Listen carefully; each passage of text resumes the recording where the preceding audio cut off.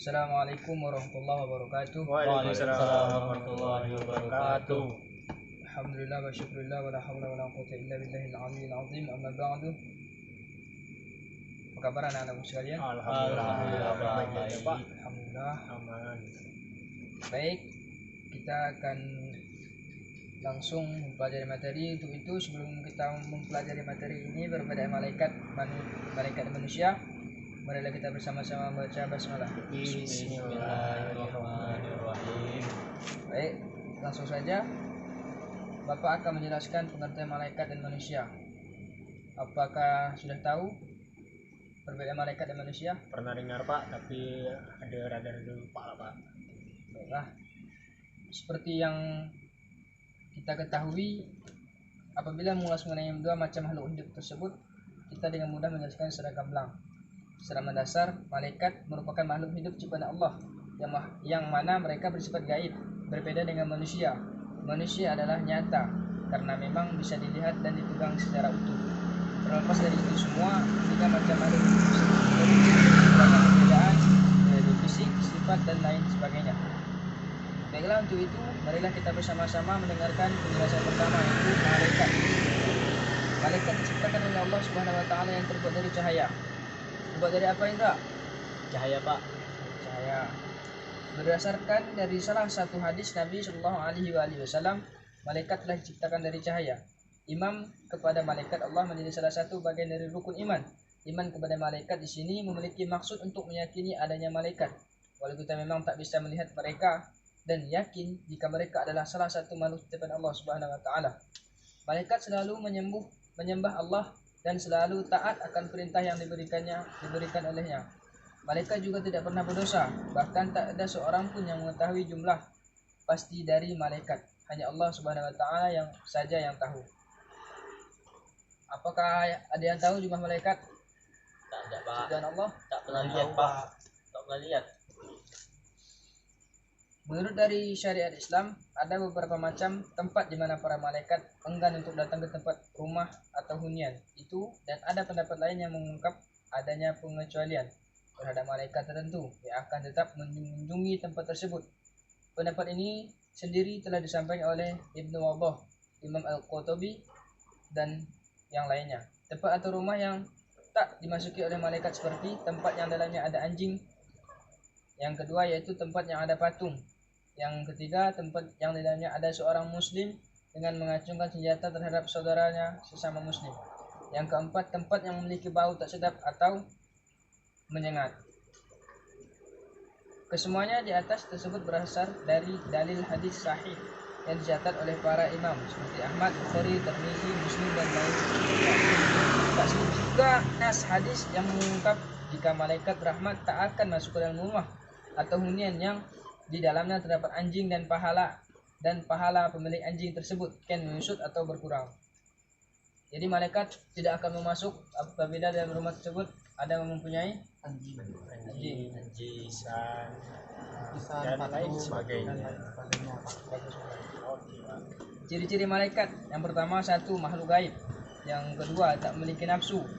Yang ketiga, selalu taat kepada Allah Subhanahu wa taala. Yang keempat, tidak berjenis kelamin. Yang kelima, tidak makan, minum, dan tidur.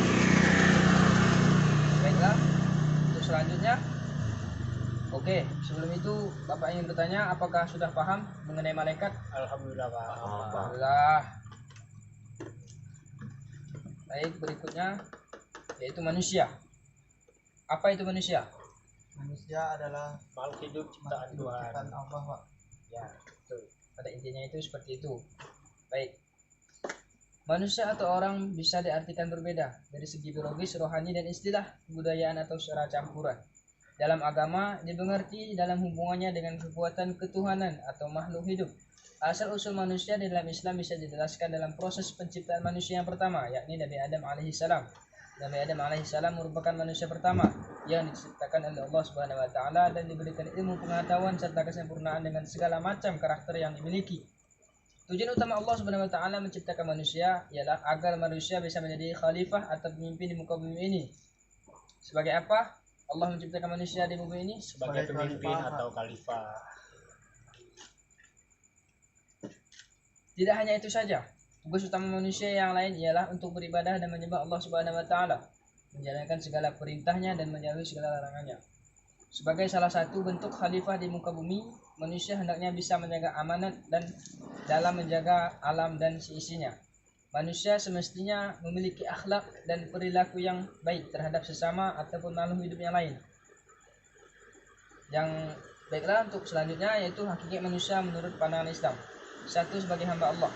Hakikat manusia yang paling utama ialah sebagai hamba atau abdi Allah Subhanahu wa taala. Sebagai seorang hamba, maka manusia tersebut dengan wajib harus mengabdi kepada Allah Subhanahu wa taala dengan cara mengabdi kepada Allah dengan cara menjalani segala perintahnya dan menjauhi segala larangannya. Yang kedua sebagai An-Nas. An-Nas dalam Al-Quran cenderung mengacu terhadap hakikat manusia dalam hubungannya dengan manusia lain atau bersosialisasi di lingkup masyarakat. Manusia sebagaimana disebutkan dalam ilmu pengetahuan merupakan makhluk sosial yang tak bisa hidup tanpa keberadaan manusia lain. Artinya, manusia yang satu dengan lain saling berkomunikasi dan saling menjalin silaturahmi yang baik. Sebagai khalifah Allah telah disebutkan di atas, jika memang tujuan dan pencipta manusia ini ialah sebagai khalifah atau pemimpin di muka bumi ini, maka dari itu, sebagai seorang khalifah, maka masing-masing manusia akan dimintai suatu bentuk pertanggungjawaban kelak, suatu saat. Dan berikutnya sebagai Bani Adam. Manusia disebut sebagai Bani Adam atau keturunan Nabi Adam alaihissalam adalah sebagai salah satu bukti agar tak terjadi sesuatu bentuk kesalahpahaman jika manusia adalah hasil evolusi kera, sebagaimana yang telah disebutkan oleh Charles Darwin. Islam memandang manusia sebagai Bani Adam guna menghormati nilai pengetahuan dan hubungannya di dalam masyarakat. Yang poin berikutnya yaitu sebagai al-insan. Tidak hanya menjadi An-Nas saja, melainkan di dalam Al-Quran juga disebut sebagai al-insan yang merujuk kemampuan dalam menguasai ilmu pengetahuan dan teknologi. Tidak hanya menguasai ilmu pengetahuan dan teknologi saja, melainkan juga diberikan kemampuan untuk berbicara dan melakukan berbagai macam hal yang lain. Baiklah, sampai di sini ada yang ingin ditanyakan? Alhamdulillah enggak, Pak. Tidak ada pahala. Baik, untuk berikutnya yaitu ciri-ciri manusia. Yang pertama, ciri-ciri manusia itu makhluk yang nyata. Yang kedua, memiliki nafsu. Yang ketiga, ada yang menjalankannya, ada yang menjalankan perintahnya, dan ada pula yang menjauhi larangannya. Yang keempat, memiliki jenis kelamin. Yang kelima, makan, minum, dan tidur. Baiklah, sudah jelas semuanya?